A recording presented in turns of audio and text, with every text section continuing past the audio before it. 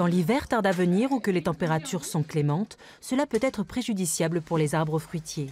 C'est l'objet d'une étude de l'INRA à Bordeaux qui cherche à déterminer quelle variété de pruniers ou de cerisiers serait moins sensible au changement climatique. Là, on prélève les bourgeons, on doit les écailler et ensuite on les trempe dans l'azote liquide pour les congeler très rapidement. Et après, on va étudier donc, la composition en ARN.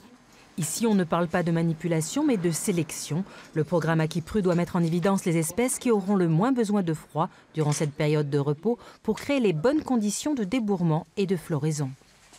Depuis 30 ans, on a une avancée de floraison de 10 jours, ce qui est absolument considérable. Et comme les hivers sont plus chauds, eh bien, on a des anomalies de floraison qui entraînent des chutes de production. Connaître les espèces capables de s'acclimater aux hivers courts et doux, mais aussi déterminer celles résistantes à l'éclatement du fruit en fin de production. Pour cela, le programme repose aussi sur une observation sur le terrain, grâce aux vergers expérimentaux et notamment celui du Bourran en Lot-et-Garonne.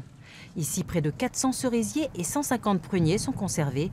Des rameaux de chaque variété sont prélevés et mis dans une chambre climatique à 25 degrés, simulant le jour et la nuit, de façon à forcer la floraison. Ça, c'est un rameau qu'on a récupéré aujourd'hui. On voit bien ici que les bourgeons n'ont pas évolué ou très peu.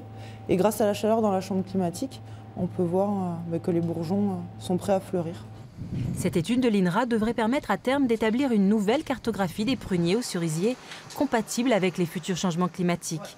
Et qui sait, la cerise d'Itsassou, appelée Chapata, sera peut-être bientôt cultivée dans les vergers plus au nord.